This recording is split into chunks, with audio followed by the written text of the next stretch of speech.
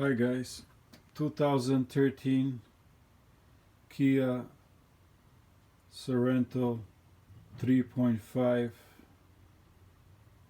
cold start noise. This is the problem.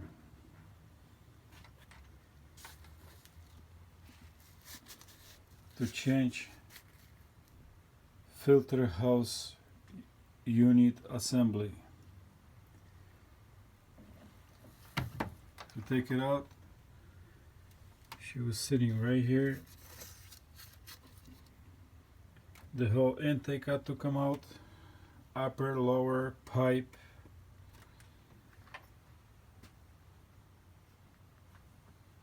This is the unit I ordered, right, brand new. I believe this is the valve inside here that it's stuck, always open, and allowed the oil to drain over the night. This is all my intakes. The new one's coming tomorrow, and I'm gonna install it back and let you know what's going on. Thanks for watching.